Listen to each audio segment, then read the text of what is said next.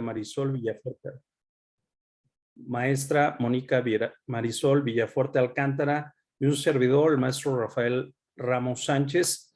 Hemos organizado esta actividad que surge en el marco de, y quiero ser muy preciso, es una actividad de fortalecimiento, es una actividad, si ustedes quieren, complementaria. Sin embargo, está dirigida.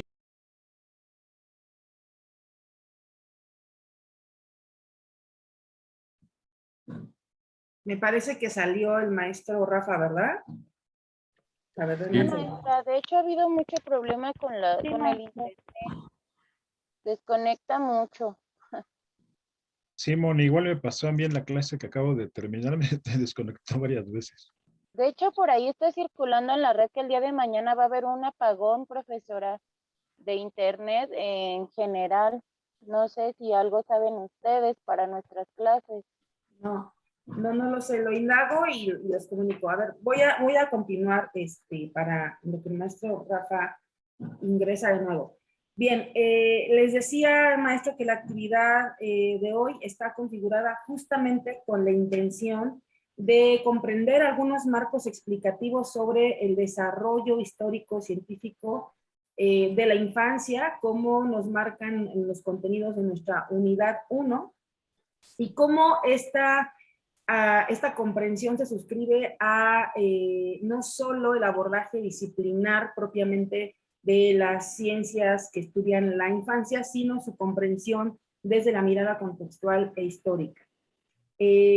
Al respecto de ello, pues vamos a iniciar el día de hoy con pues en un primer momento un pequeño video que hemos preparado para ustedes para dar entrada al tema. Sabemos que en los grupos ya lo han atendido, están revisando los referentes teóricos de la lectura sugerida. Ya regresó el maestro. Le doy la palabra, Rafa. Estaba continuando con el contexto de la actividad. Adelante. Tu micro. Sí, perdón, les decía que es muy importante el tema de los tiempos del internet. Tenemos que hacer un esfuerzo por optimizarlos. Y estaba intentando describirles cuál es el contexto en el que surge o el marco en el que surge esta actividad. Decirles con toda claridad que todo lo que nosotros realicemos en Psicología del Desarrollo estará encaminado a poder dotarlas a ustedes de las habilidades y las competencias, los conocimientos que les permitan insertarse en el campo productivo acordes con el perfil de egreso. ¿Cuál es el perfil de egreso? Les decía que ustedes sean capaces de diseñar, que sean capaces de construir ambientes de aprendizaje, que ustedes sean capaces de utilizar las tecnologías de la información y la comunicación, que ustedes sean capaces de aplicar un plan o un programa de manera crítica. Ahora, ¿cómo vamos a lograr que ustedes accedan a este perfil de egresos? Recordemos que el acuerdo 650 prevé el plan de estudios en el que ustedes están formando. Y ahí se establecen trayectos formativos, que son espacios disciplinares. En el marco de esos espacios disciplinares, en este momento estamos ubicados y localizados en el espacio disciplinar psicopedagógico, cuyo propósito es el de que ustedes sean capaces de acercarse a la revisión de teorías, conceptos, técnicas, procedimientos que les permitan ampliar la visión de lo que ha de ocurrir o de lo que está ocurriendo o de lo que ocurrirá en un aula de clase. Esto es fundamental, es prioridad que ustedes lo tengan en mente. ¿Cuáles son esos espacios disciplinares a los que nosotros nos aproximamos? Desde luego nos acercamos a la pedagogía, nos acercamos a la filosofía, nos acercamos a la historia, nos acercamos a la sociología, nos acercamos a la psicología. Y en cada una de estas aproximaciones que nosotros realizamos, se da algo que ayer, por ejemplo, los maestros teníamos la oportunidad de platicar, ¿no? ¿Cómo se da esta especie? No esta especie, se da la transdisciplinariedad.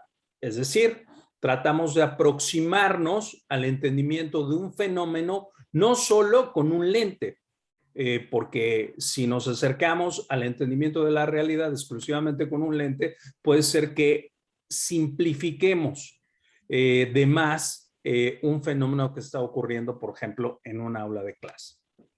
Bien, en ese marco, el argumento de la reunión del día de hoy, como seguramente se los indicó el maestro Alfredo Alcalá, como seguramente se los indicó el maestro Aldo, como seguramente se los indicó la maestra Moni, y como yo se los indiqué, el argumento de la sesión es el siguiente.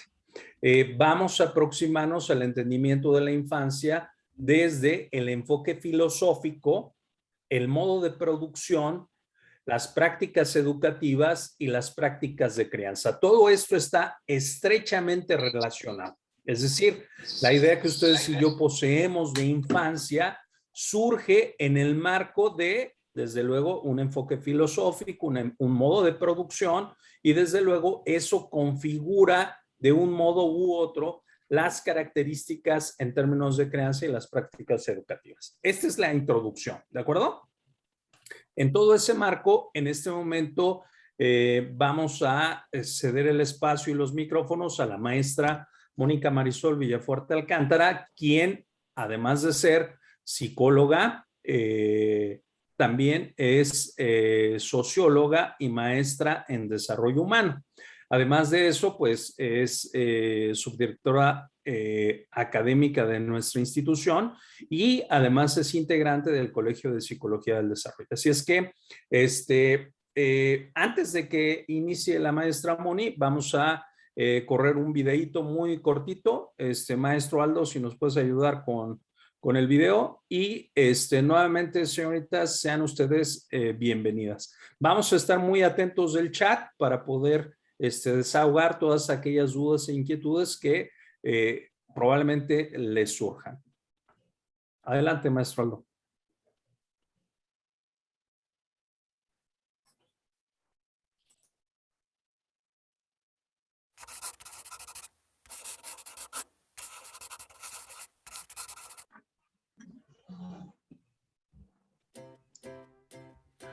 Hablar de la concepción de la infancia para las y los educadores tiene una razón fundamental, que es conocer el objeto de estudio y el sujeto con el que han de trabajar en el ejercicio de su profesión.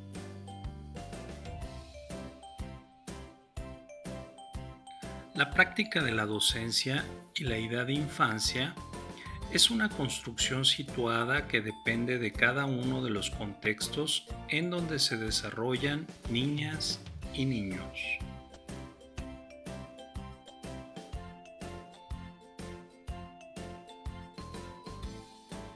Para poder reflexionar sobre la noción de infancia, es preciso realizar una revisión histórica y la evolución de la concepción. El estudio del desarrollo humano requiere de la revisión de teorías y perspectivas que lo abordan con un doble propósito. El primero de ellos, como proceso evolutivo de la especie, y por tanto incluirá una descripción de las características, etapas y factores que intervienen.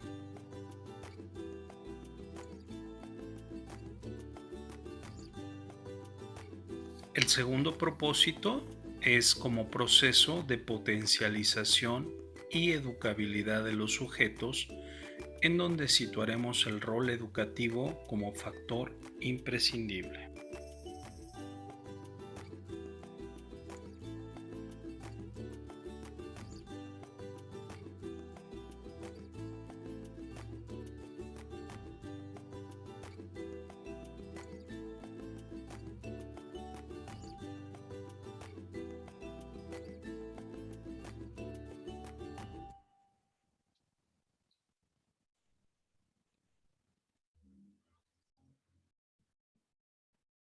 Ahora sí, maestra Moni, te escuchamos atentos y atentas. Correcto. Muchas gracias, maestro Rafa, maestro Aldo, maestro Alfredo. Un gusto compartir con ustedes el espacio y, por supuesto, a las queridas estudiantes, bienvenidas. Esperamos que esta pequeña actividad les sea de mucha utilidad. Voy a hacer un esfuerzo grande por tratar de explicar de manera concreta en el tiempo que tenemos muchas de las discusiones que seguramente estaremos retomando ya en nuestros espacios de grupo con los respectivos docentes a cargo de cada uno de los espacios de este curso de Psicología del Desarrollo. Bien, pues como ya comentaba, voy a compartir mi pantalla. Como ya les comentaba el maestro Rafa, lo que nos reúne el día de hoy es justamente reflexionar sobre cuál ha sido, me dicen por favor si ya la pueden mirar. Okay. Que ya se ve, profesor. Perfecto, muchas gracias. ¿Cómo ha sido abordada y estudiada la infancia o entendido el proceso del desarrollo humano a partir de algunos elementos que ya señalaba el maestro, como lo son comprender, ¿no?, esta etapa de vida como un proceso evolutivo, como nos lo marcan, las diferentes disciplinas y la convivencia que hay entre estas disciplinas para el abordaje, ¿no?, propiamente del estudio científico del desarrollo humano. Para esto vamos a comprender que el abordaje de la infancia se va a comprender como un campo epistémico, es decir, como un campo nuevo, único, de conocimiento que se nutre a través de diferentes disciplinas y que viene vamos a decir, se organiza a partir de la construcción y la división del conocimiento y de la división de las ciencias. Más adelante voy a hablar de ello. En este sentido, el estudio de la infancia abarca, o tendríamos que comprenderlo desde dos miradas, como nos lo plantea el texto de Ricardo Vaquero, y tiene que ver con el sentimiento que existe, es decir, la percepción que existe del mundo adulto y los sentimientos y las posturas afectivas respecto a la infancia y a sus sujetos, que son las niñas y los niños, y por otro lado, la infancia como objeto de estudio. En este sentido, vamos a entender entonces que la infancia no solo es un conjunto de etapas evolutivas. Les voy a pedir si me apoyan, por favor, con sus micros. Muchas gracias. Sino también es una construcción histórico-social. Como constructo, como concepción, vamos a ir avanzando en esta pequeña línea de tiempo que les voy a presentar para poder comprender sus elementos y los factores que intervienen para poder comprender cómo en cada época histórica se ha entendido y se ha mirado a la infancia. Ahora, ya el maestro Rafa les hablaba de cuatro elementos importantes. El primero de ellos al que yo voy a hacer referencia es cuál es la postura filosófica o la idea del ser humano que existía en cada una de estas épocas y cómo a través de esta idea también se organizaba la estructura social de la época. ¿A qué me refiero con estructura social? Es a la forma en la que un grupo humano se organiza para sobrevivir, proveerse, ¿no?, estructurar su vida social, política, cultural, y cómo esto le permite subsistir, ¿no?, o existir a lo largo de la historia e ir avanzando en esta no solo consecución de hechos, sino en esta construcción de hechos sociales. Otro elemento importante que tendríamos que atender aquí es cuál es el sistema de creencias característico de cada una de estas etapas. Y les voy a ir planteando, cuando hablamos de sistema de creencias o sistema religioso, cuál es la idea o la relación que tiene el ser humano, el sujeto, o la relación del hombre, como se ha estudiado en la historia, con lo divino. ¿De acuerdo? Voy a hacer énfasis también allí. El otro punto en el que voy a hacer énfasis es en la forma en la que estas sociedades se organizaban económicamente, y a eso le vamos a llamar modo de producción, ¿de acuerdo? La forma en la que reproducen y distribuyen bienes, servicios, y cómo esto a su vez nos genera una organización social y política en cada una de estas sociedades a lo largo de la historia. Y esto, en su conjunto, nos va a producir una serie de prácticas sociales, culturales, que se van a plasmar en las prácticas de crianza, por supuesto, y en las prácticas educativas. Todo ello nos va a permitir identificar en esta línea de tiempo cuál es la idea de infancia, cómo eran vistos las niñas y niños en esa época, y por supuesto las características que tenía la escuela en cada uno de estos momentos históricos.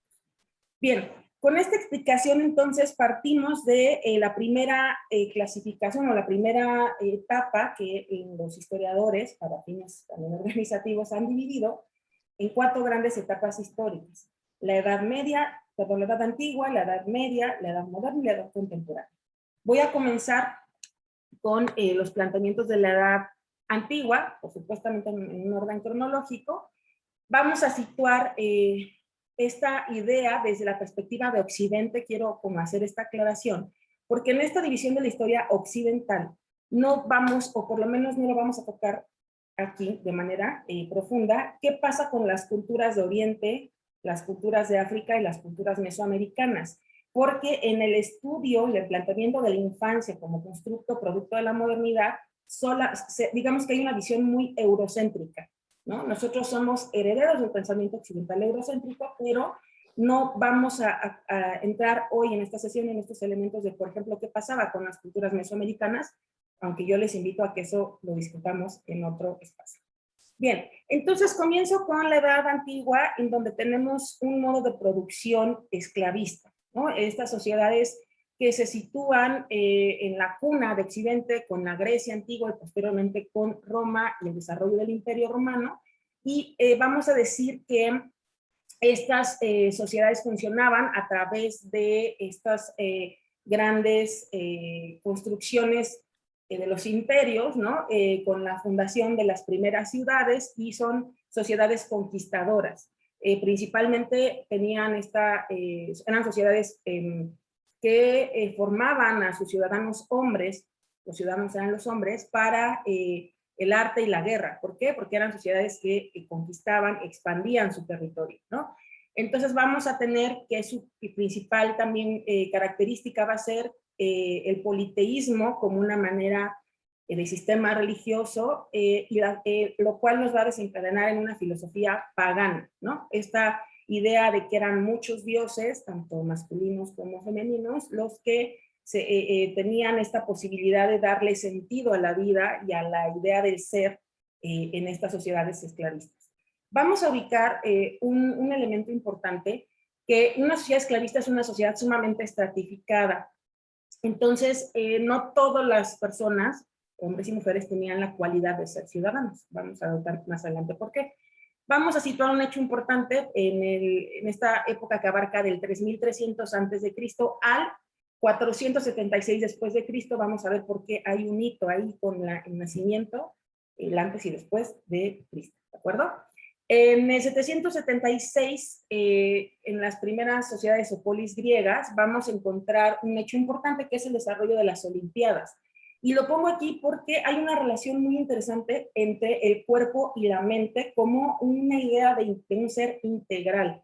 Aquí el cuerpo era mirado como algo natural, la sexualidad era mirada como algo natural, las prácticas incluso de la sexualidad entre hombres, ¿no? O de hombres con hombres, eran naturalmente vistas, e incluso era como dato curioso, era común encontrar que ellos pensaran que la transmisión de la sabiduría del conocimiento era a través también de los actos sexuales.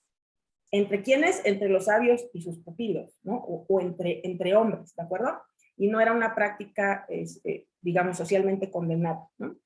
Ahora, ¿qué pasa con esta edad del cuerpo y del culto al cuerpo? En esta imagen que tenemos aquí, vamos a mirar, es una imagen que se hace ya en la época del Renacimiento, pero representa la época grecolatina, en donde vemos la idea del cuerpo masculino como una idea de perfeccionamiento. Y se retrata principalmente en estas obras el miembro fálico del hombre, no como algo que hacía la relación al poder, sino como un elemento que está estéticamente enmarcado y que no tiene una connotación, digamos, de poder, ¿de acuerdo? Ahora, en esta idea vamos a decir que los que eran ciudadanos eran los hombres de ciertas clases, que eran las clases altas, ¿no? De la aristocracia, ¿no? Las clases altas, y que eran educados, decía, para la guerra, pero también en el arte y en las ciencias. Los filósofos griegos eran pensadores, eran sabios, que exploraban y estudiaban el mundo natural y el mundo social, Y en este entonces no hablábamos de ciencias separadas, hablábamos de estos pensadores, estos grandes filósofos que cultivaban también el desarrollo de las artes. ¿Me pueden apoyar, por favor, con sus micrófonos? Muchas gracias. Bueno, entonces vamos a encontrar dos principales escuelas. La primera en Grecia, que es la academia, que la funda Platón, como un filósofo con un planteamiento inartista, idealista, que hablaba de, sobre todo, estas ideas predeterminadas en el sujeto, y que el sujeto, si bien tenía una idea dual entre cuerpo y mente, la mente es lo que va, o la razón es lo que va a preponderar.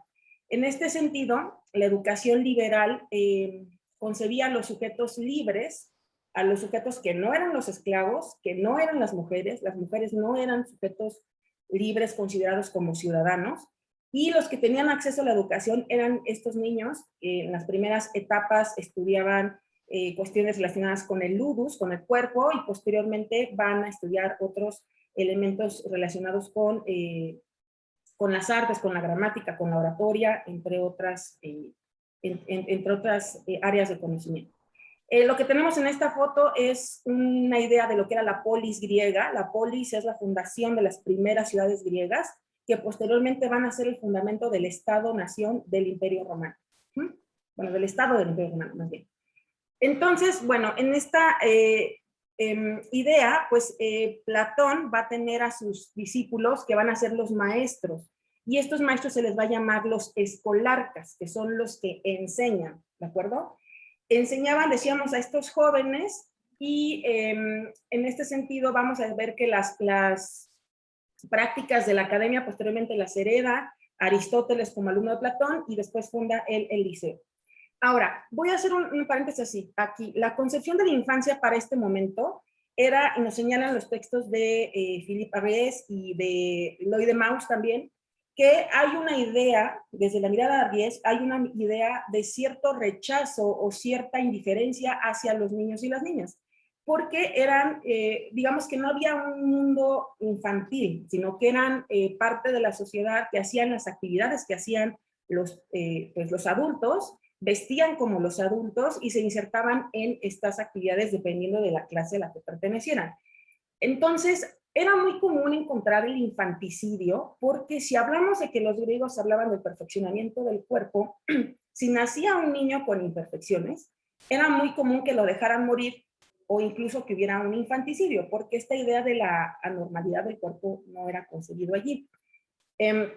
Ahora, estas prácticas infanticidas, también hay otra postura que nos plantea Loy de Mauss, que es como otro historiador de la infancia, que nos dice que también había ciertas posturas o ciertas, él reivindica un poco más a la infancia en este momento y dice que había un poco más de cuidado hacia ellos.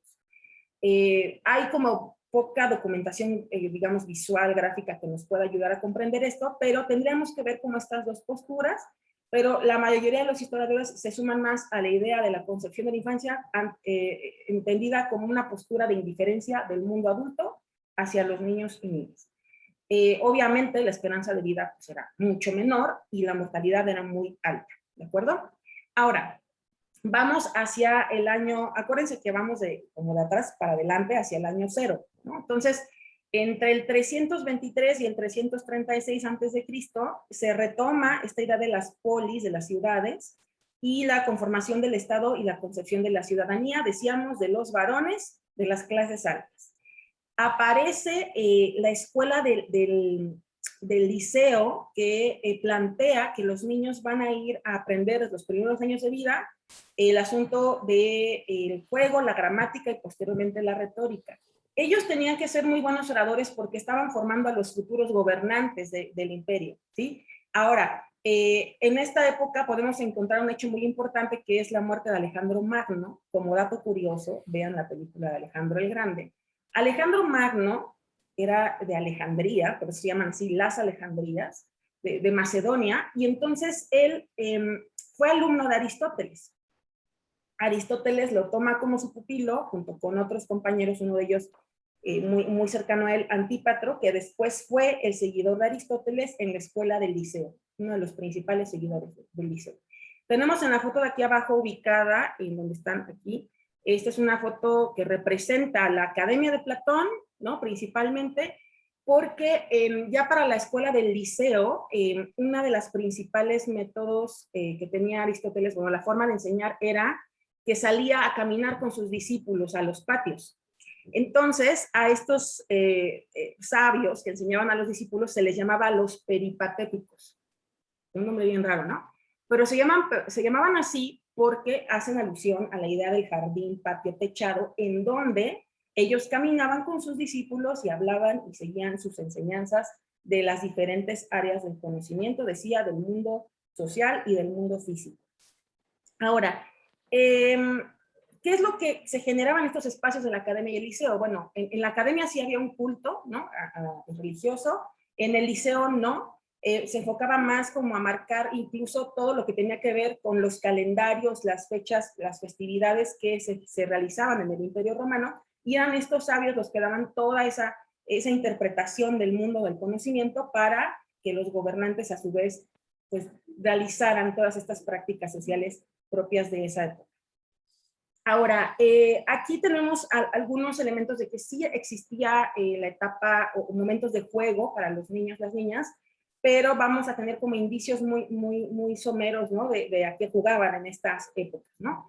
Bueno, entonces aquí lo que tendremos que revisar es cómo este imperio, o sea, romano, absorbe a las ciudades de la Grecia, porque bueno, después de la muerte de Alejandro Magno, pues empieza a desorganizarse, ¿no? Todo su imperio que había conquistado, y entonces para el 1046 Grecia es absorbida por Roma. Tenemos aquí una foto de niños romanos, ¿no? Que están haciendo actividades pues propias de trabajar con los animales, ¿no? Trabajar con los padres, etc.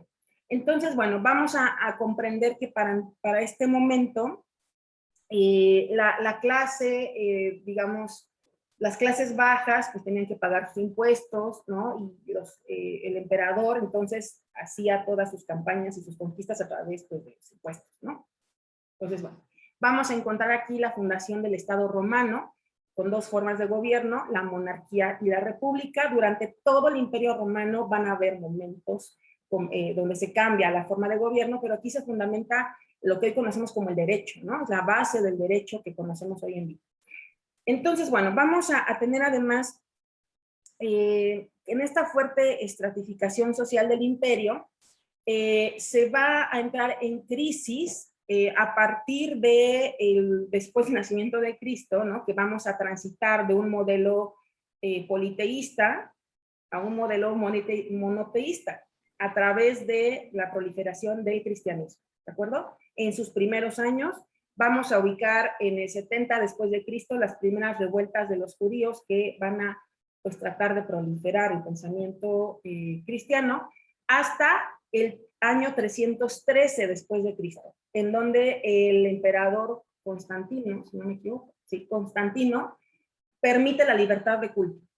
Esto es un hecho trascendental porque va a permitir y va a dar la entrada del cristianismo y un cambio en la noción del ser humano. Aquí, en la Edad Antigua, el ser humano no es un ser corrupto, más bien es un ser que es una unidad entre la mente y el cuerpo, y hay que nutrir el espíritu y el conocimiento, es decir, está presente la educación liberal y estos ideales, vamos a decir, como de libertad, aunque curiosamente no todos eran libres, sino aquellos ciudadanos que tenían esa categoría en las clases altas. Bien, pues de manera muy sintetizada es como lo que podemos ir hasta esta parte de la división del Imperio Romano, y esto nos va a permitir, y ustedes van a decir, ¿cómo transitamos de que eran politeístas a que después persiguieran a los cristianos y después se volvieran cristianos, ¿no? Bueno, vamos a ir ahora a esta transición de la Edad Antigua a la Edad Moderna. En la Edad Media, se va a poner en crisis este sistema por la crisis del imperio, y lo que vamos a encontrar, hay una división entre la alta y la baja Edad Media. En la alta Edad Media es esta transición de las que yo les hablaba del antes y después de Cristo, y en este momento, en la división de los tres imperios, que se dividen a partir del emperador Constantino, se van a dividir en tres, y esto va a crear una fragmentación y una crisis en el comercio. entre estas polis. Entonces, bueno, va a haber una crisis del Imperio Romano de Occidente, y aquí es donde se marca la transición de la edad antigua a la edad media con la caída del Imperio Romano de Occidente, ¿sale? Ubiquemos Occidente desde la visión europea, ¿no? Y ubiquemos su expansión hacia, posteriormente, el Medio Oriente, Oriente, ¿de acuerdo? Bien, para comprender entonces esta transición, vamos ahora a hablar del modo de producción feudal. En el modo de producción feudal, algo importante que sucede aquí es que se siguen conservando estas grandes ciudades que después se convierten en los burgos, de ahí la palabra burguesía. Entonces, en la burguesía, estas pequeñas poblaciones van a incrementar su actividad comercial, y por eso decimos que hay una crisis del comercio, en donde esta fragmentación del imperio lo que hace es fortalecer los pequeños burgos. Entonces vamos a transitar, ya venían las ideas del pensamiento del cristianismo, y se va a establecer, digamos, la hegemonía del cristianismo como una religión monoteísta y una idea del ser humano que va a estar en relación vertical con Dios. Entonces, todo es a voluntad de Dios y el ser humano está dependiente de Dios. Se empiezan a fundar las monarquías, y entonces aquí los reyes eran los monarcas absolutos que van a dictar la voluntad de Dios, porque además eran elegidos por Dios. ¿Sí? Ahora, ¿esto qué implica en la instauración de la idea del niño o de la infancia? Bueno, pues con la entrada del cristianismo, el niño es visto como un producto del pecado original. ¿Cuál es el pecado original? ¿No? Entonces, el acto sexual en sí mismo, o la relación como producto, como pecado original, que trae al niño que es impuro, que es perverso y corrupto, y por lo tanto hay que corregirlo. ¿Cómo lo vamos a corregir? A través de la disciplina, ¿de acuerdo? Ahora, vamos a ver que la Edad Media es un periodo muy amplio, es un periodo comprendido básicamente de 10 siglos, por eso se divide en alta y baja, del 476 al 1492. Fíjense, 10 siglos. Bueno, voy a continuar con la idea de la Alta Edad Media, a partir del siglo V y hasta el siglo X, en donde encontramos, en esta foto que yo les puse aquí, es que en la Edad Media comienza un desarrollo de los oficios, y los niños hacían lo que hacían los padres en sus oficios. También va a haber un avance o una invención técnica de ciertos instrumentos que le va a permitir a esta época producir principalmente agricultura y el comercio interno. Ahora, ¿qué pasa con la parte de los juegos que implementaban los niños? Por ejemplo, aquí vemos una especie como de rueda de madera, que eran parte como de los instrumentos que se usaban para la agricultura y a lo que los niños usaban para jugar, ¿no? Estamos aquí situados entre el siglo V y el siglo X. Ahora, ¿qué vamos a comprender también aquí? Vamos a ver que así como hubo sus dos grandes filósofos en la Edad Antigua, que eran Platón y Aristóteles, en la Edad Media vamos a encontrar dos filósofos muy importantes. Uno es San Agustín y el otro es Santo Tomás de Aquino. San Agustín hablaba de la supremacía de la razón y de la fe sobre el cuerpo.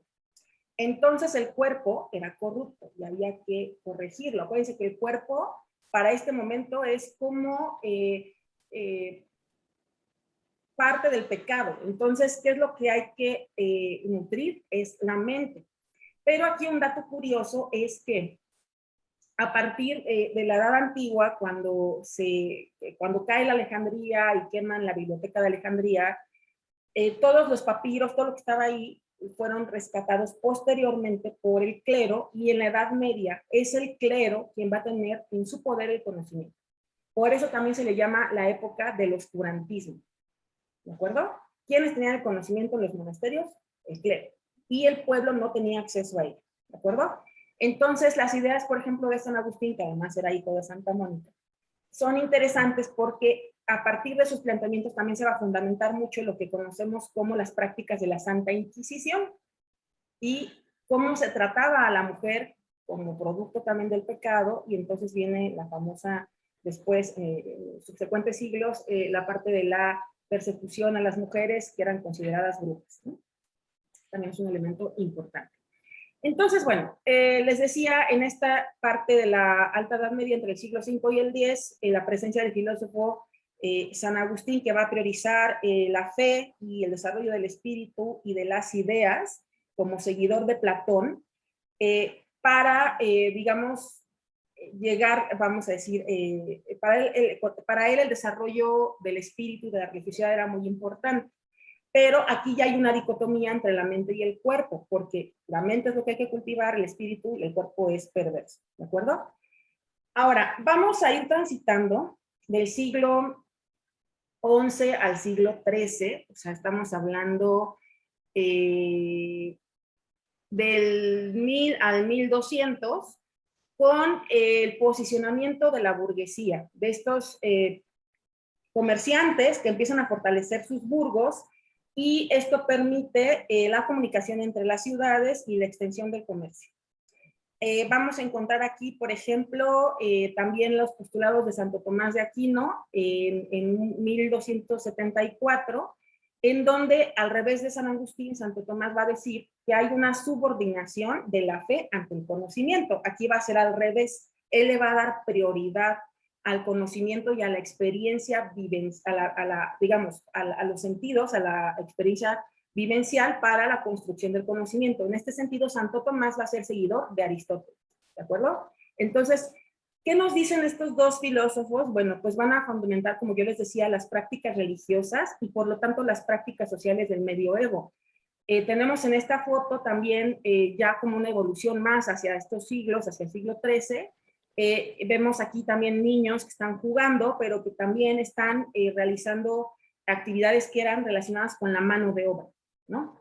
Entonces, retomo, la idea del niño como un niño perverso, como un niño corrupto, al que hay que corregir mediante la disciplina, es un homúnculo, es decir, un adulto pequeño, donde ni sus funciones, ni sus vestimentas, ni su comportamiento eran distintos a los de los adultos. Era una especie como de asimilación del mundo adulto, ¿de acuerdo?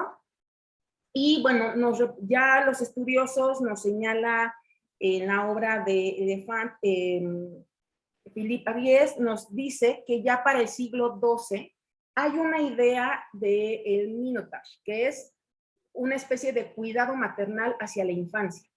Aquí empieza a aparecer en el siglo XII.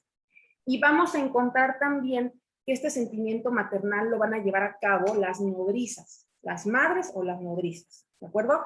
¿Quién tenía nodrizas? Las clases altas, ¿no? Todos los miembros de la corte, ¿no?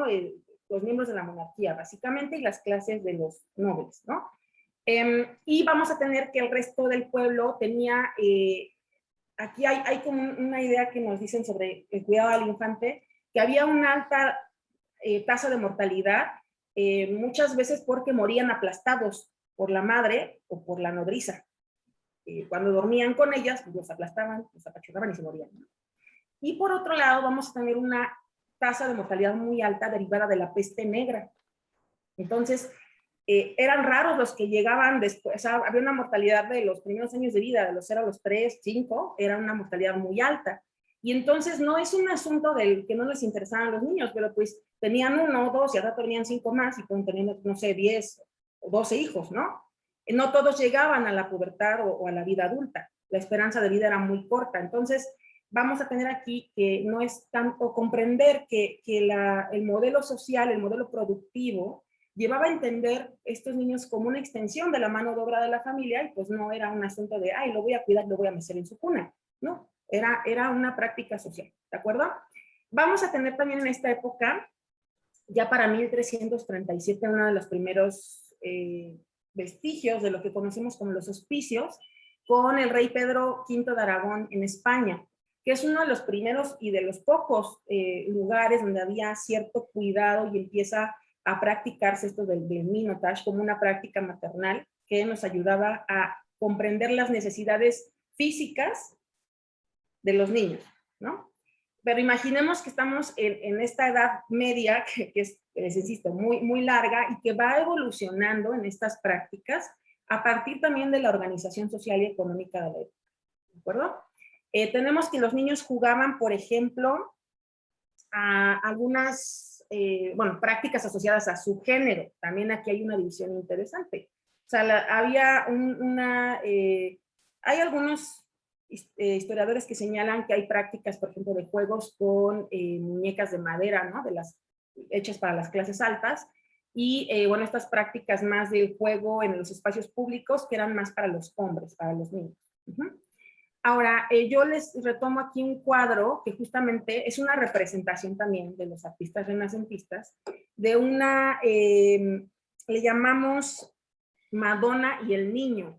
Las Madonas eran concebidas como vírgenes. Esta es, no suponemos si es su madre o es su nodriza, no se sabe ahí, pero bueno, en este cuadro es un cuadro de 1340, bueno, que refiere a la época de 1340, y lo que podemos ver es esta actitud que yo les decía del cuidado maternal, ¿no? En la siguiente foto, que ya vamos más hacia el siglo XV, o sea, los 1400, vemos una ciudad más, ya como inclinándose hacia el Renacimiento, una ciudad renacentista, en donde vemos estas prácticas de juegos y otras como los cantares y los bailes, a partir de los cuales se transmitía el conocimiento, porque como les decía, el conocimiento no era accesible para todos, más que para el clero y las clases altas. Entonces, el conocimiento se transmitía a través de los cantares o de la existencia de los famosos juglares. Aquí voy a hacer un paréntesis, chicas, y voy a avanzar a la siguiente diapositiva y luego regreso a la siguiente lámina, porque tenemos que comprender que en la Edad Media, hacia finales de la Edad Media, va a haber un movimiento muy interesante llamado renacentismo. En el renacentismo, como su nombre lo dice, el renacer, el despertar, es un regreso, es una mirada hacia poner al centro al hombre, bueno, al ser humano, ellos lo llamaban hombre, ¿no? Al hombre como medida de todas las cosas y como causa de todas las cosas. Ya empezamos a ver una transición que ya no es esta idea de lo divino y de lo que dicta la voluntad de Dios, sino tomar al hombre como el centro, ¿de acuerdo? Aquí podemos ubicar los orígenes de la ciencia a partir de la práctica de la alquimia, que era el desarrollo y la manipulación de los elementos químicos, y de la experimentación del mundo natural y social, que se retoma también de los griegos y de los romanos. Entonces, esta etapa de oscurantismo, de la idea de pecado y del conocimiento como exclusivo de un grupo social, ahora se traslada a una época de iluminismo. Vamos a ver que para el siglo XIV, o sea, por ahí del 1300, Italia, ¿por qué Italia? Pues porque es la cuna, la fundación de Roma, ¿no? Italia hereda todas las prácticas y la cultura de la Grecia antigua o de la Grecia clásica. Y se van a comenzar a desarrollar lo que llamamos las artes plásticas, que son principalmente la pintura, la escultura y la arquitectura, ¿de acuerdo? Esta es una pintura, la que tenemos aquí abajo, que hace alusión a lo que yo les explicaba de la época grecolatina antigua, de la escuela, del liceo y de la academia. Esta es una pintura de Rafael, pero ojo, aquí nos va a situar, no sé si la alcancen a mirar bien, pero aquí nos va a situar a estos griegos y romanos pensadores, pero no están cronológicamente, no es que existieron cronológicamente y se conocieron, no. Lo que sucede es que así se representa desde el Renacimiento el retomar el pensamiento grecolatino y sus ideas de libertad y de esta parte del cuerpo mental, ¿de acuerdo? Ahora, vamos a tener aquí en la imagen del famoso artista Leonardo da Vinci, que le llamamos el hombre de Viturbio, así se llama. Era un dibujo en realidad, no era una pintura, era un dibujo, era un boceto de da Vinci. Y bueno, aquí lo que vamos a ver es esta idea y el desarrollo de la expresión máxima de las habilidades y de las capacidades del ser humano, pero vamos a ver que esta es una mirada principalmente androcéntrica. O sea, está puesta en el hombre como ser masculino, ¿no? Y bueno, les decía, el hombre como medida y centro de todas las cosas. Esta proliferación del Renacimiento además se dio a través de un asunto que le llamaban ellos la el mesianismo, que no era otra cosa más que había ciertos patrocinadores, por llamarles así, o sus mecenas, que patrocinaban a estos grandes artistas de la época renacentista, como Miguel Ángel, Rafael, Leonardo da Vinci, entre otros, que pudieron proliferar el conocimiento. Fíjense, no solamente era la obra artística, era el conocimiento del mundo y el inicio de la ciencia. Poner el conocimiento al servicio del ser, y que todo, aquí empiezan estas ideas de que todos tendríamos acceso al conocimiento. ¿De acuerdo? Bueno, aquí vamos a tener en los retablos, que son estas, es que no son pinturas, son retablos porque pintaban sobre la madera, ¿no? Estos artistas. Vamos a ver cómo se representa, por ejemplo, el cuerpo del niño, que seguimos con la idea del homúnculo. Esto que vemos aquí es un niño que parece un adulto, tiene una espada, es un miembro de la realeza, ¿no? Que está ahí, me parece que es Enrique IV, si no me equivoco. Y está es vestido como un adulto, con una espada, con una indumentaria pues propia de la época. Y lo que nos va a hacer referencia aquí, incluso vean el tamaño y la expresión del rostro, que no sé si se alcanza a apreciar bien, no parece el rostro propiamente de un niño, estaba como un poquito amorfo, porque no había como una idea todavía de este rostro infantil, sino era un pequeño adulto, por eso es el homúnculo, ¿de acuerdo? Bueno, lo que vamos a ver aquí también en el siglo V es el avance y el progreso científico y tecnológico, a través de las obras de estos artistas que también eran, decíamos, revistas y demás. Y bueno, eso nos va a permitir regreso a la lámina de Edad Media, comprender esto que yo les decía de ir transitando hacia el fin de la Edad Media y comprender qué fue lo que pasó para que finalizara la Edad Media. Bueno, pues un hecho importante en el siglo XV fue la aparición de pensadores, filósofos y también pensadores cristianos, como lo fueron Lutero y Calvino, que impulsaron la división del cristianismo al catolicismo, o lo que conocemos como protestantes, a partir de la reforma luterana, en donde hay una división y una separación del cristianismo, y esto permite que se fortalezcan las monarquías en Europa, ¿no? España, Portugal, Inglaterra, Francia, etc. ¿Vale? Y otra idea importante filosófica aquí, que es la aparición de la obra del Príncipe, de Nicolás Maquiavelo, que nos hablaba de cómo tenía que ser un gobernante. Entonces decía el principado, ¿no? Hablaba sobre el principado y decía que tenía que ser amado, pero también a la vez temido por sus súbditos. Esta obra del Príncipe se fundamenta en gran medida el desarrollo de las monarquías absolutas, ¿no? Entonces, como un dato cultural. Y bueno, también vamos a mirar ya hacia 1492, un hito muy importante que marcan los historiadores, que es la invención de la imprenta por Gutenberg. La invención de la imprenta, que justo va a permitir divulgar el conocimiento a todas las personas y no solamente al que, ¿de acuerdo?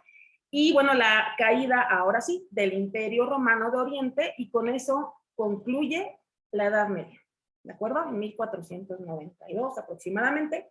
Pero bueno, yo quiero comentarles que la transición de un modelo económico, de un sistema de creencias, de una idea del ser humano, de una etapa a otra, es gradual, y vamos a ver que existe más o menos medio siglo, por lo menos, o casi un siglo de transición entre una edad y la otra, ¿vale? Entonces, bueno, se me olvidó también comentarles que en la época de la Edad Media, el asunto de la cruzada, que era la conquista de la tierra prometida, que era Jerusalén, y una constante lucha entre los cristianos y los musulmanes, que hasta la fecha es el fundamento de conflicto de Medio Oriente. Pero bueno, eso es un dato cultural. Si quieren recuperar más ideas de la Edad Media, a mí me gustan mucho algunas películas que son muy palomeras, versión hollywoodense, pero son interesantes, ¿no? Podemos mirar, por ejemplo, qué pasa con la época de las cruzadas, ¿no? U otros filmes que nos ayuden a comprender. Por ejemplo, algo que yo les recomiendo en el libro o en la película, como ustedes quieran, es la obra de Humberto Eco, que habla, en el nombre de la rosa, que habla justamente de cómo se retomaron estos papiros de la Alejandría en los monasterios de los dominicos, no me acuerdo si eran dominicos o eran franciscanos, me falla el dato, pero ahí se ve muy claramente esta idea de qué lugar ocupaba la mujer como idea del pecado, ¿no? Qué lugar ocupaba el conocimiento y quiénes lo tenían y cómo se mataban por eso. Se mataban por eso. Entonces, es muy interesante mirarlo, más los chismes de la historia que son sumamente interesantes. Y bueno, quiero también comentarles que por ahí de esta época vamos a encontrar en la Edad Media, bueno, avanzando un poquito más en la transición hacia la Edad Media, esta idea de, les decía, de las malformaciones que eran además a veces producto de la infidelidad de las mujeres. Eso se argumentaba en la Edad Media, imagínense. Todo es culpa de las mujeres, ¿desde cuándo? Entonces, bueno, ahí hay un dato también interesante, ¿no? Bueno, voy a continuar entonces, porque si no me voy como hilo de medio. Ok, bueno, entonces retomando esta transición de la Edad Media en su última fase con la entrada del Renacimiento, vamos a ver que va a abarcar desde el siglo XIII hasta el siglo XV, ¿no? Es decir, la fase final de la Edad Media. Y aquí, ¿qué va a pasar con esta idea de los y las niñas? Bueno, vemos aquí una imagen de lo que le llamamos las danzas como manifestación de estas costumbres o expresiones culturales o prácticas sociales, y esta es una danza que se conoció mucho en el Renacimiento que se llama la pavana, y se originó en Padua, por eso se llama pavana, porque el lugar donde se origina, y lo que les decía es que fuertemente todo este movimiento renacentista se desarrolla en Italia y posteriormente se va, digamos, proliferando España, Francia, Inglaterra y otros países de Europa. Bueno, aquí lo que vamos a mirar también es la dichosa moda renacentista, en donde los niños y niñas van a adoptar la vestimenta de los padres. Por ejemplo, si era un infante o una infanta que pertenecía a la corte, va a tener un traje muy similar al que vemos aquí de Enrique IV, ¿no? Entonces, es un traje como del adulto, la indumentaria del adulto, pero si vemos a un niño, por ejemplo, en un burgo, en un feudo, pues es así, ¿no? Es la vestimenta de las madres padres, ¿no? Entonces, bueno, esto es una expresión, decía, una práctica social derivada de todo este movimiento económico, religioso y político. Vamos a encontrar después que la proliferación de este movimiento renacentista se va a entender ahora como el primer humanismo. El primer humanismo, que es este movimiento filosófico de poner al centro al hombre, ser humano, y este humanismo, que es un movimiento filosófico, posteriormente va a influir en la concepción de las ciencias sociales y de las humanidades más adelante. Pero bueno, para que ubicamos, este sería como el primer movimiento filosófico, o el primer humanismo, ¿de acuerdo? Ya, bueno, aquí hay una foto de Gutenberg con la dichosa imprenta, ¿de acuerdo? Bueno, continúo. Y bueno, para esta parte ya de la transición, fíjense otra vez, vamos de 10 siglos de Edad Media a la transición hacia la Edad Moderna. Y bueno, para ello entonces tendríamos que comprender que cada sistema económico entra en crisis, se agota. Tanto el sistema religioso como el sistema económico se agotan. Y entonces eso da pie a una crisis y a una desestructuración. A eso le llamamos un cambio estructural de la sociedad. A un nuevo orden, a una forma de entender la vida, el mundo social y a una forma distinta de estar en el mundo, ¿de acuerdo? Entonces vamos a encontrar en la etapa de la Edad Moderna, del 1492 al 1789 aproximadamente, esta transición del modo de producción feudal, de la relación del señor feudal con los siervos, a una relación entre el dueño del capital y el que vende su fuerza al trabajo, que es el proletario. Ahorita voy para allá, ¿de acuerdo? Bueno, pues vamos a tener que un hito muy importante para considerar la transición entre Edad Moderna y Edad Media y Edad Moderna es el descubrimiento de América, 1492, y con ello todas las excursiones de los países europeos hacia el nuevo continente y evidentemente la conquista del nuevo continente. Voy a hacer un paréntesis aquí, chicas. Dijimos que la noción de infancia estaba centrada en la concepción occidentalizada de Europa. ¿Qué pasaba en todos estos años que yo les he platicado en las culturas mesoamericanas? Bueno, habría que hacer una investigación fuerte sobre eso, pero lo que sí les puedo decir es que en la cultura mesoamericana, o en las culturas mesoamericanas, no había esta idea o no se ha encontrado algún vestigio que nos diga que había esta condición de orfandad como sí la había en la Europa.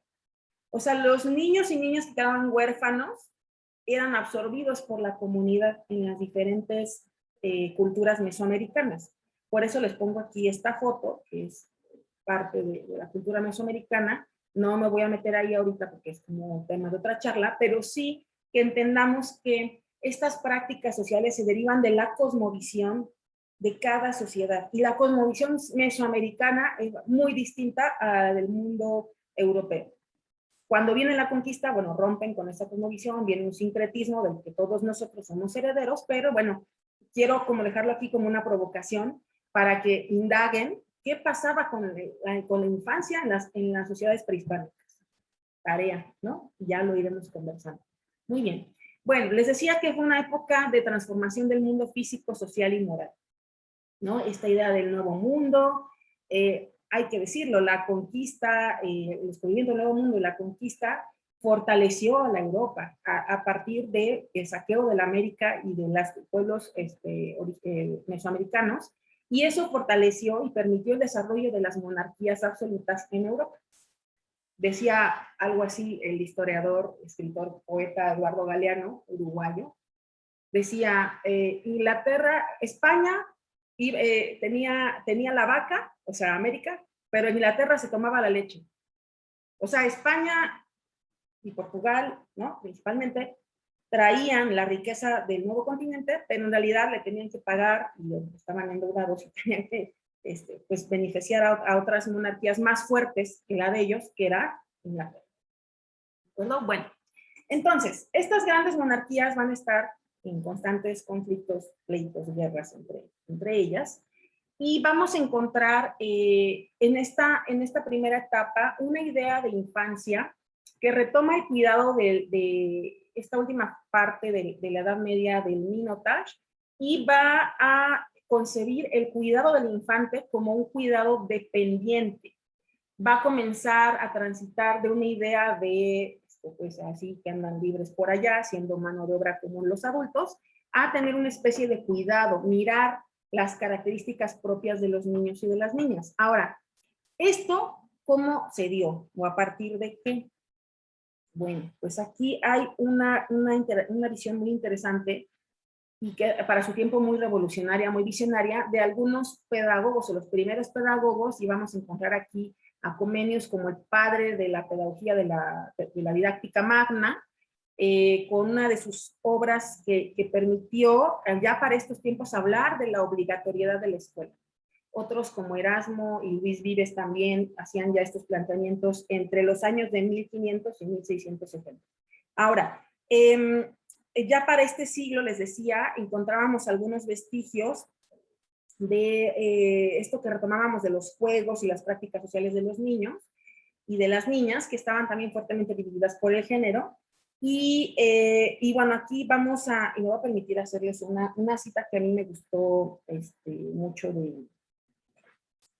del pedagogo Comenius, que dice, orbis sensalium pictus, que significa, con esta frase abre su obra magna en 1658, y dice así, acércate niño, aprender a ser sabio. Y entonces el niño le contesta, ¿qué es ser sabio? Y el maestro le contesta, hacer y entender, hacer y expresar correctamente lo necesario. Entonces, es una obra muy revolucionaria para sus tiempos, y lo que pasa aquí es que a partir de estos estudios se comienza, como les decía, a desarrollar el abordaje del estudio de la infancia desde una mirada que va a evolucionar del pensamiento oscuro al pensamiento científico y a la sistematización de las ciencias. ¿De acuerdo?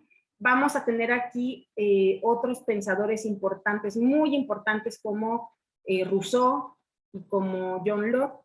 Rousseau como un pensador liberal que también promovió buena parte de su obra, la Revolución Francesa. En su obra del contrato social, él dice, entre otras cosas, que el sujeto es un salvaje feliz. Por lo tanto, el niño es un salvaje feliz. Pero este salvaje feliz no habla de un estado silvestre. Lo que él dice es que hay un estado natural en el ser humano y que no es ni bueno ni malo. Sí, entonces, que es todo lo contrario. No es ni bueno ni malo, es todo lo contrario. Okay.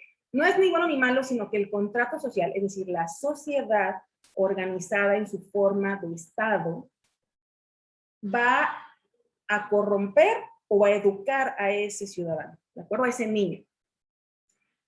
¿Por qué hay una reacción de Rousseau ante que el hombre es un salvaje feliz? Bueno, le anteceden también los pensamientos de Thomas Hobbes, que decía que el hombre era un lobo para él, ¿no? Y que la sociedad corrompía al hombre y que además era malo por naturaleza, ¿no? Bueno, aquí vamos a encontrar en Rousseau, ¿no? Es esta idea con el salvaje feliz, ¿no? Y también vamos a encontrar esta idea del contrato social en la obra del filósofo John Locke, que John Locke es un empirista, es el fundador del empirismo inglés, y él va a seguir las ideas, decíamos, empiristas de Santo Tomás y por lo tanto de Aristóteles. ¿Sí ven?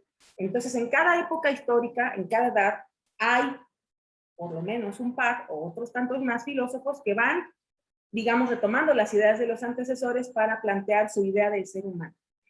En el caso, por ejemplo, de Rousseau, bueno, está el contrato social para comprender su planteamiento de orden político y social, ¿no? Pero también hay una obra muy famosa que ustedes tienen que leer, todos ustedes tienen que leer, que es el Emilio, ¿no? Y bueno, ya en el Emilio, él ya explica con mucho mayor detalle el asunto de cómo mira el ser humano en la escuela, qué pasa con esta idea de cómo debe ser educado, ¿no? Y bueno, para tomar nada más la publicación del contrato social de Rousseau en 1762 y ahorita se me fue el nombre del tratado de John Locke, pero bueno, se fue publicado en 1690. A propósito Bien. de esta pausa que haces, Moni, te quiero comentar que en el chat aparece una participación de Daniela Galás Reina que dice: Comenius decía que el maestro solo debe enseñar lo que el alumno puede asimilar. Exacto. Sí, y como ven es una postura para, fíjense, 1530, entre 1530 y 1670, muy anticipada, ¿no? Pero bueno, vamos a ver qué influencia y qué impacto tuvo después. Muchas gracias por la apreciación. Bueno, entonces yo les decía que además, pues en la edad moderna comienzan a verse otro tipo de prácticas a partir de esta idea del cuidado hacia la infancia y esta idea de que el niño es bueno por naturaleza. También empieza a explorarse el estudio y a controlar y conocer el ambiente donde se desenvolvían los niños. Estos estudios de estos filósofos que vienen de las tradiciones racionalistas e empiristas respectivamente, van a permitir justamente avanzar en el estudio ya, por ejemplo, los antecedentes de la medicina y también de las primeras esbozos de estas ideas filosóficas pedagógicas. Y aquí hay un elemento también muy importante, me apuro para ir cerrando, que tiene que ver con la presencia de las tres grandes revoluciones de la época moderna. Son las revoluciones burguesas. ¿Se acuerdan de los burgueses de la Edad Media?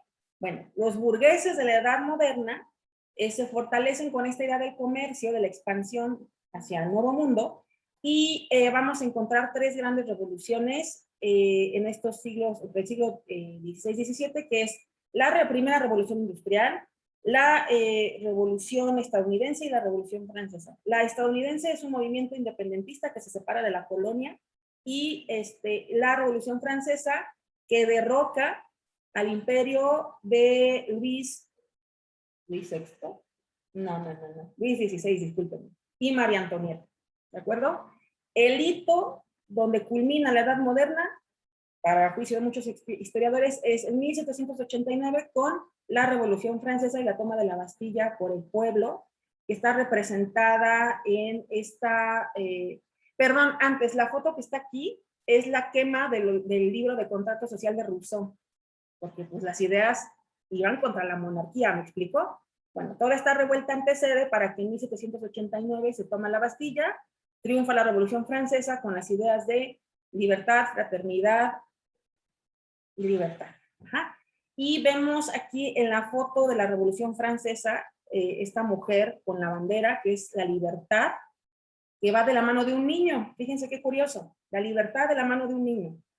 Los niños que para este entonces, a partir de las revoluciones industriales, eran mano de obra y estaban en las fábricas a partir de los grandes movimientos demográficos que se crean sociodemográficos y que transitan de los burgos y del campo a las ciudades, ¿no?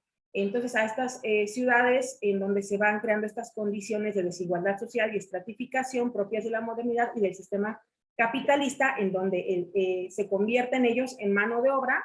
Tanto mujeres como niños principalmente eran sumamente explotados con jornadas de más de 12 horas, y eso creó mucho malestar en la población, principalmente de la Revolución Francesa, y por supuesto esto detonó en el derrocamiento de la monarquía cuando mandan a la horca a Luis y a María Antonieta. Entonces, bueno, pero retomo esta pintura de Eugène Delacroix, que es la que representa la culminación, el triunfo de la Revolución Francesa. ¿De acuerdo?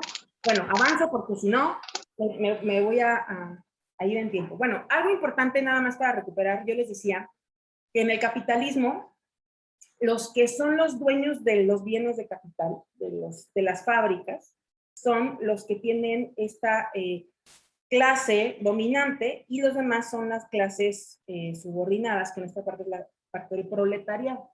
Vamos a hablar en la siguiente lámina de un hito muy importante, que es la aparición y el estudio del materialismo dialéctico y de la teoría marxista. ¿De acuerdo?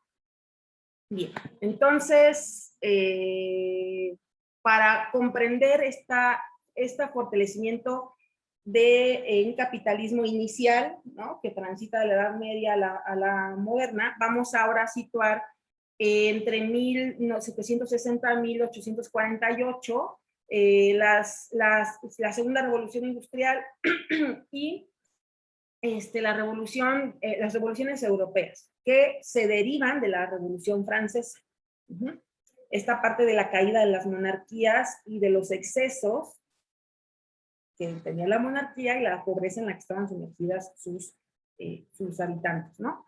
Y viene otra vez una ruptura de la estructura social y un planteamiento filosófico muy interesante, que es el positivismo, como un movimiento también filosófico que va a enarbolar o se va a centrar en producir conocimiento científico.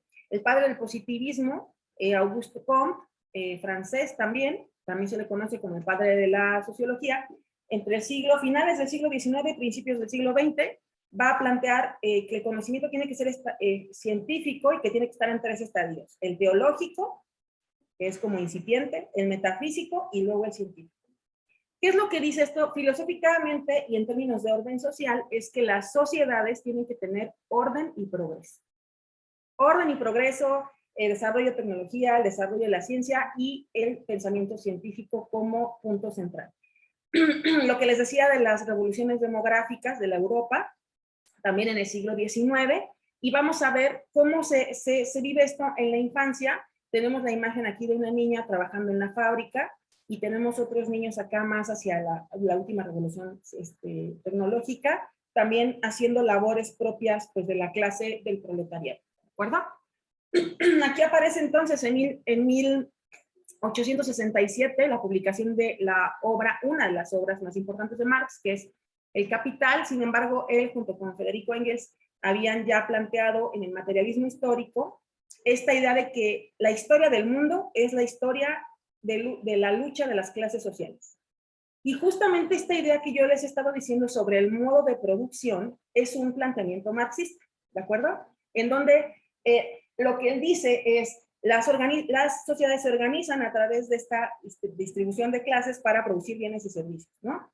Y bueno, no me voy a clavar allí porque, bueno, es el antecedente después de lo que también conocemos como el socialismo científico y las ideas marxistas que derivan en los movimientos de revolución y el pensamiento socialista del siglo, del siglo XX, finales del XIX, principios del siglo XX. También un hito muy importante para el estudio y desarrollo de la infancia, la publicación en 1859 del origen de las especies por Charles Darwin, y aquí vamos a entender que se desarrolla el estudio científico de la infancia, la pedagogización de la infancia, es decir, que el alumno transita de ser el niño transita de ser un niño en la sociedad, en la familia, a ser un alumno, ¿de acuerdo? Se va a estudiar de manera muy profunda desde diversas disciplinas como la medicina, la pedagogía, la psicología, obviamente la historia y otras, la idea de estudiar al niño como objeto, ¿de acuerdo? Y vamos a identificar que en este momento la infancia aparece como la construcción de la modernidad. El concepto de infancia es una construcción de la modernidad y las niñas y niños son los sujetos que encarnan esa infancia, ¿de acuerdo? Vamos a entender entonces aquí que la infancia es una construcción, es una categoría, es un concepto, ¿de acuerdo? Y bueno, voy a retomar algunos de los principales autores, discúlpenme si no incluyo a todos los pedagogos, están, bueno, obviamente las ideas de Pestalozzi, de Froebel, etcétera, pero a mí me parecen dos grandes pensadores en este siglo, Marx y Sigmund Freud. Sigmund Freud con un planteamiento que ya venía de la neurociencia, que trabajó con Charcot y otros, y obviamente el origen del psicoanálisis y sus planteamientos que permiten el abordaje o el estudio de la personalidad y por supuesto del desarrollo de la infancia. Tan es así que la obra de Freud, fíjense, su primera obra se publicó en 1980 y la última en 1939, año en el que murió. Y las obras de Freud a su vez impactaron en la comprensión del estudio de la psicología y del desarrollo, no solo en Europa, sino también en Estados Unidos. Freud y Jung, que fue uno de sus principales discípulos, viajaron a América por ahí de 1904 a un congreso de desarrollo infantil que organizaba un psicólogo llamado Stanley. Bueno, por ahí, hasta les digo el nombre. Bueno, entonces me apuro para ir cerrando. ¿Qué pasa con la parte del estudio científico de la infancia en su auge, finales del 19, principios del 20? Bueno, pues que vamos a tener que, heredados del positivismo, las ciencias se dividieron y se reorganizaron. Aquí ya hay una parcelización de las ciencias, la clasificación de las ciencias duras, las ciencias sociales, las humanidades, etc. Y aquí va a avanzar fuertemente los estudios sobre el desarrollo y después esto va a impactar en la psicología del desarrollo y las diversas posturas, tanto del conductismo como del psicoanálisis, como del constructivismo. Ahora, ¿por qué todo este chorro y por qué todos estos autores? Porque vamos a identificar ya para la unidad 2, en el estudio de la psicología del desarrollo, que todas las posturas psicológicas tienen como base una postura filosófica, que viene desde los planteamientos de Platón y Aristóteles, pasa por Agustín y Santo Tomás, pasa por los del Renacimiento, pasa por los empiristas, Jean-Luc, los racionalistas Descartes y Kant, y va a detonar en lo que hoy conocemos como la psicología del desarrollo y la psicología educativa, ¿de acuerdo? Bueno, nada más como hechos históricos, la presencia de la Segunda Revolución Industrial, la Primera Guerra Mundial en 1911, la Revolución Rusa en 1917, derivada del pensamiento marxista fuertemente, y vamos a ver cómo en esta época aparece la escuela moderna a partir de un elemento muy importante que es la aparición de la psicometría con Alfred Binet, que también colaboró con Charcot a su vez, y bueno, hubo ahí un contacto interesante con los planteamientos, evidentemente, de la psicología de esos tiempos y el psicoanálisis. ¿Y qué permite o qué va a permitir la psicometría? Medir los niveles, capacidades de desempeño para graduar al alumno. Hasta este momento, el alumno, o sea, los niños y niñas que asistían a las escuelas no estaban divididos por grados, iban a la escuela todos juntos pero no revueltos, ¿no? Y ahí estaban, ¿no? Aprendiendo lo que la escuela de cada época les dotaba. Para este entonces, la escuela moderna tiene un fuerte sentido de clasificación y de gradualidad. Comenzamos a dividir de qué a qué edad tiene que aprender y qué tiene que aprender, ¿de acuerdo? Fuertemente entre los años de 1889 y 1911, tenemos dos imágenes ahí de la homogenización de la escuela, ¿no? Que se parece mucho a una fábrica y por lo tanto, derivado de la Revolución Industrial, un poco era como esta idea de reproducir ese modelo al interior de las aulas. Bueno, entonces, discúlpenme que salto tan rápido. Voy a saltar entonces. Después, con la aparición de la Segunda Guerra Mundial y el reordenamiento político-social del mundo, aparece para 1948 la Organización de Naciones Unidas a partir de la firma del Pacto de Varsovia después de la Segunda Guerra Mundial. Y bueno, en el periodo de entreguerras hubo también un desarrollo científico muy importante y la migración de muchos pensadores, psicólogos de las ciencias sociales hacia América por la Segunda Guerra Mundial. Y eso permitió el desarrollo de la pedagogía, de la psicología y de otras ciencias. ¿De acuerdo? Bueno, 1948, con el fin de la Segunda Guerra Mundial, la aparición de Naciones Unidas, entre 1959 y 1989 comenzamos a hablar del interés de los derechos del niño. Ojo, sujeto niño homogenizado, que refiere según niñas y niños, pero bueno, derechos de la infancia, ¿no? Y en 1989 la primera declaración de los derechos del niño. Ahora ya decimos de la infancia, de las niñas y niños, ¿no? Porque acuérdense que lo que no se nombra no existe, entonces hay que posicionar niños y niños. ¿Está bien? Bien, pues así, este es un resumen muy grande de la época contemporánea. Yo creo que hay otros grandes acontecimientos como, bueno, la Guerra Fría, ¿no? Entre el 39 y el 89, la caída del muro de Berlín, que nos ayudan a entender cómo el mundo se reorganiza, se configura socialmente, y eso detona en la idea que tenemos del ser humano. Perdón, no hablé de la modernidad porque también está un tema, pero la idea de la modernidad como ser humano se sustenta en la idea del capitalismo, de esta aparente libertad, que en realidad no es una libertad porque estamos sujetos a nuestra producción y a nuestra mano de obra, que es lo que podemos vender al otro.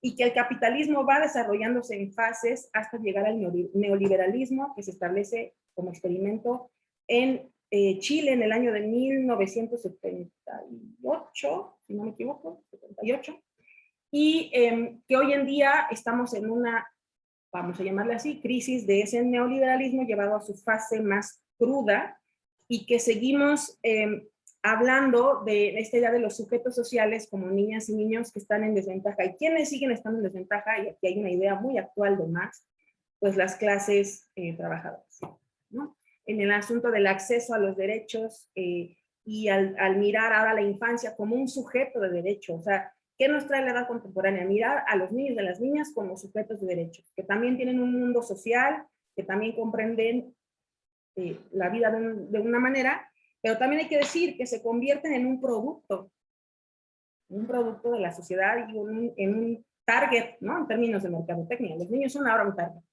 Y bueno, había que hablar más adelante, que será en otro momento, del papel que tiene esta idea de la producción y el consumo, y los niños consumidores y también productores de información a través de su acceso a la tecnología.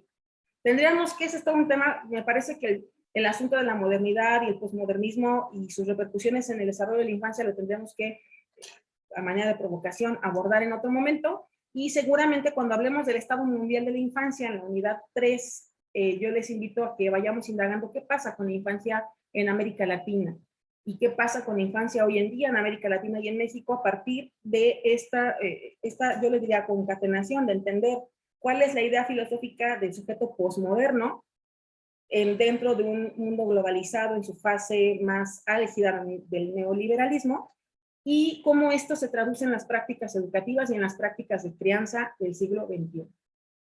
Porque hasta aquí nos quedamos en el siglo XX. Entonces habría que repensar, ustedes pueden retomar los textos que se sugieren, pero seguramente tendremos que recuperar otros referentes, y ahora, hablando de las pestes de la Edad Media, ¿no? ¿Qué pasa ahora con las pandemias en el siglo XXI? ¿No? Entonces, discúlpenme que fui corriendo, no me alcanzó el tiempo para decir muchas otras cosas, pero bueno, les agradezco mucho, y bueno, creo que ya no estamos en tiempo de preguntas, o no sé, cedo el micrófono. Muchas gracias.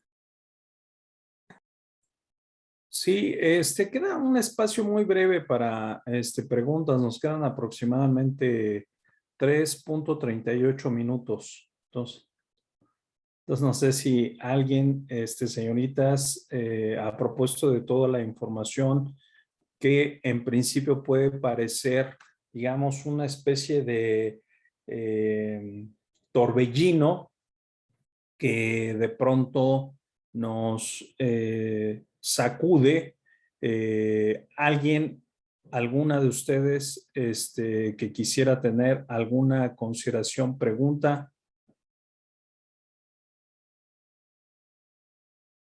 Nada el pez, nada el pez. No Nada. sé si eso me asusta o me genera Creo yo que en No, el fondo, sí, por ahí alguien, bueno, sí, yo soy Karina. Karina Yo, Moreno. sí, yo creo que más bien nos quedamos como un poco cuando terminamos de hacer ejercicio y quedamos un poco exhaustas y no podemos ni respirar, ¿no? O sea, pensamos que no, en ese instante de no poder vincular todo el conocimiento que acabamos de adquirir y de ir como, ya lo decía Piaget, reestructurando todo el conocimiento que teníamos y añadiendo lo que nos hacía falta o intentando hacerlo, ¿no? En este momento. Sin embargo, le agradezco mucho a la maestra. A mí me pareció fascinante su exposición. Creo que nunca había tenido una clase en tan corto tiempo que me explicaran tantas cosas, ¿no? Y aparte es muy provocadora porque nos hace pensar, o al menos a mí me hace pensar, en todo lo que aún me hace falta por esquematizar, por entender, por visualizar. Y yo sé que este es un primer acercamiento porque pues estamos en el primer semestre. Sin embargo, creo que es muy importante saber en dónde estoy parada, qué necesito saber y hacia dónde voy. Porque esto de la educación es tan amplio, tan amplio, que de repente me puedo perder. Yo de repente ya estaba muy perdida en la modernidad y ya no podía arrastrar este concepto del niño. Y entonces la maestra nos volvía a regresar diciendo, ¿pero qué con la infancia? O sea, sí, la revolución industrial, sí, Marx, sí, etcétera. ¿Pero qué con la infancia? Y entonces es entender que yo tengo que visualizar mi objeto de estudio dentro de todas estas corrientes, dentro de todas estas filosofías y de todo este desarrollo de la historia, como nos lo acaba de comentar la maestra. Entonces, le agradezco mucho y qué bueno que me hace retomar y pararme ya un poco más con los pies de plomo, desde dónde estoy parada y qué es lo importante para ver. Gracias. Muchas gracias, Karina. Desde luego es un torbellino que avasalla y que nos deja, como usted bien lo señala, exhaustos. Pero también hay que decirlo, agita nuestras propias concepciones que probablemente admiten algún tipo de consideración y o reconsideración. Hay algunos agradecimientos que aparecen en el chat, Moni, todo muy bonito, muy claro. De Citlali Itzel fue mucha información, pero está muy interesante. Es un complemento a entender lo que he visto hasta ahora con mi profesor. Agradezco a la maestra. La pregunta de María Fernanda Jiménez es, la pregunta sería que si con esta evolución en el concepto de infancia es como se va construyendo lo que es hoy como objeto de estudio. Esa sería, digamos, la pregunta. Me pareció muy interesante. Hay cosas que me permitieron atar cabos. La maestra Mónica tiene una gran capacidad de exposición, nunca fue aburrido. Bueno, pues yo englobando sus comentarios, bueno, de entrada les agradezco nuevamente, Karina, muchas gracias por tu apreciación, igualmente a María Fernanda, Citlali, Alejandra. Sí, en efecto, la idea es detonar cosas, ¿no? Discutir, generar dudas. Debo decirles, o sea, el relacionar lo que yo les decía, la mirada filosófica con la propuesta histórica, a su vez con la construcción sociológica de la infancia. Por supuesto, esto que yo les planteo con la pregunta que hacen es que estos hechos históricos, esta construcción sociológica de la infancia nos permite justo definir hoy en día cómo entendemos la infancia y, por supuesto, reconocer en las teorías del desarrollo que vamos a mirar en la unidad 2 cómo se desarrolla, y ahora sí, las características propias de la infancia en términos sociales, culturales, psicológicos, cognitivos, etc. Pero era importante hablarlo así porque no podemos hablar o pensar que los niños de hoy son así de la nada. O sea, es producto de un devenir histórico, es producto de una organización social, es producto de hoy en día como seres humanos, cómo nos colocamos en el mundo. Por eso yo hablaba de la posmodernidad y ojalá lo hagamos con una charla, una tertulia de qué es eso de ser posmodernos, ¿no? Y cómo son las niñas y los niños posmodernos y las niñas y los niños del siglo XXI, ¿no? Y bueno, yo ya no me clavo mucho en ello, aunque es un tema que me apasiona. ¿Qué pasa con la historia de la mujer en todo este devenir de los pueblos no occidentalizados?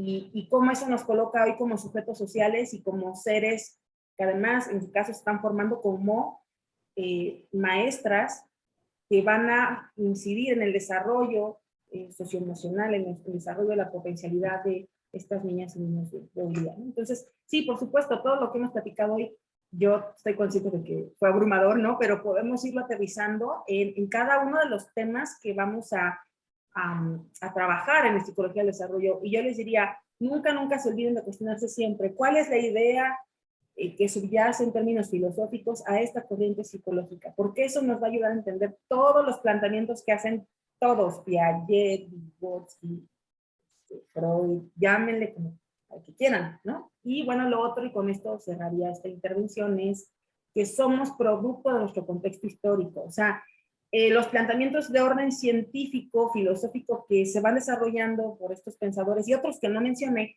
pues son producto de sus condiciones sociales. Eso es una idea muy marxista, ¿no? Son producto de sus condiciones sociales. Entonces, pues bueno, yo les agradezco la escucha porque me parece que la sociología de la infancia puede aportar muchos elementos que irán retomando a lo largo de la carrera. No se agobien. Esto es una como probadita que nos va a permitir en otros momentos, incluso en otros semestres, poderlo retomar. Pues les agradezco muchísimo su escucha. Me permito leer una aportación que hace Janet Reza. De hecho, al día de hoy considero que no podría decirse que solo existe una infancia, sino más bien ampliarlo a las infancias, puesto que están en un mismo momento histórico. No todos los infantes se pueden construir de la misma forma. Así es. Y si nosotros quisiéramos hacer un esfuerzo por tratar de toda esta información, cómo la, digamos, anclamos a el propósito que nosotros estamos intentando alcanzar, que es que ustedes sean profesionales capaces de diseñar intervenciones, que sean capaces de aplicar un plan. Lo que tienen que tener en mente que detrás de ese plan subyace una idea de infancia. Es decir, nuestros planes y programas tienen una idea de infancia, tienen una idea de sujeto, que es fundamental a tener en consideración. Por lo tanto, nuestro proceder no es un proceder, digamos, fortuito, no es producto del azar. Intenta en todo caso tratar, por eso decimos, lo que se promueve es que ustedes sean capaces de aplicar un plan y un programa de manera crítica, ¿no? Esa sería la clave. Entonces, digamos, con eso podríamos, sin sobresimplificar o, digamos, reducir lo que se ha intentado discutir en este momento, simple y sencillamente lo que estamos tratando de hacer es estableciendo, digamos, el puente o el vasoconducto a través del cual podemos relacionar esto que nosotros hemos revisado el día de hoy con lo que tendría que ocurrir, por ejemplo, en lo que nosotros hacemos en nuestros cursos. ¿De acuerdo?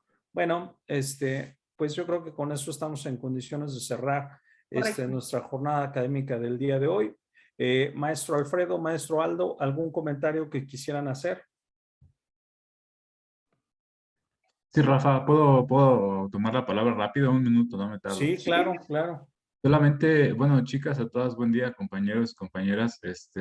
Hay un concepto que a partir de lo que se revisó, sería interesante que pudieran analizar, quizás sincretismo cultural de este lado de América.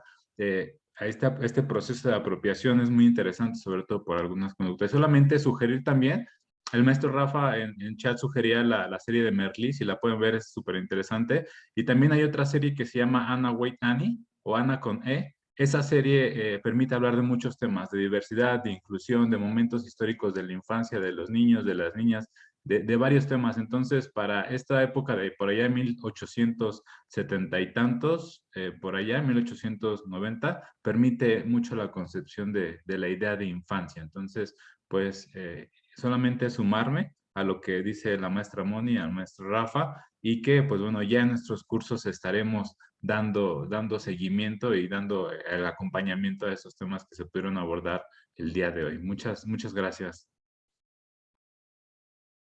Maestro Alfredo. Sí, gracias. Igual buenos días, compañeros, maestras, maestras, compañeras, alumnas. Realmente me sumo a lo que señalan ya anteriormente respecto a que ojalá que se hayan sembrado más dudas que respuestas respecto a la expectativa que se puede haber tenido de la actividad. Es muy provocadora y lo mencionas de manera muy clara, Rafa. El punto de partida pues es importante, es la concepción que debemos tener de infancia, no es algo fortuito, lo mencionaste, se tiene una idea, tiene un fundamento y hay que tomarlo, ¿no? De ese modo para poder ampliar la visión que tenemos respecto a la formación misma, ¿no? Que estamos tratando de desarrollar en nuestras alumnas. Y como les he mencionado a las que tengo el gusto de acompañar, pues nada nace del vacío, todo tiene un propósito y ojalá que contribuyamos a que nuestras alumnas entiendan ese propósito, el fin que persigue cada uno de los cursos, la manera en que se articulan, además es muy importante, también lo mencionaba la maestra Moni, a veces lo vemos de manera aislada, ¿no? Pero todo tiene un propósito, todo tiene un fin y se articula de una manera u otra dentro de la propia malla y de los contenidos de cada uno de los cursos. Agradezco mucho a Moni la claridad con la que expuso y pues ojalá que nos podamos llevar algo y sobre todo dudas, ¿no? Y que podemos resolver quizá en los cursos que impartimos ya de manera personal.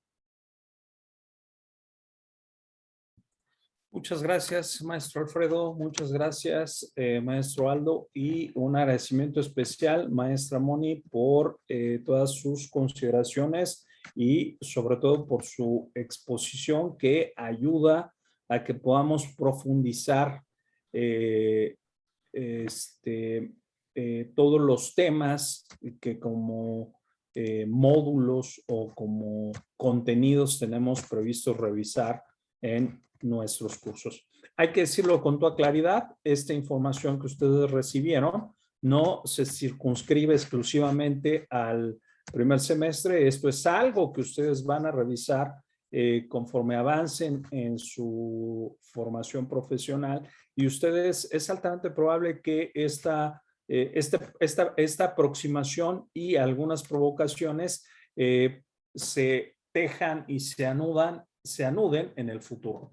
Bueno, señoritas, para nosotros es un goce, es un privilegio poderlas, poder gozar de su compañía y pues con esto estamos en condiciones de cerrar. Maestra Alia, muchas gracias por su presencia. Ya vimos que se manifestó en el chat. Muchas gracias, maestra Alia. Aquí andamos. Gracias por compartir, maestros, y por permitirnos estar. Gracias. Pues a todas y a todos que tengan un excelente y maravilloso miércoles. Pásenla muy bien y recuerden comer frutas y verduras. Vale. Gracias. Gracias. Hasta luego, lindo día. Hasta luego. Gracias. Lindo día. Adiós. Hasta luego, bonito día. Gracias. Hasta luego. Muchas gracias.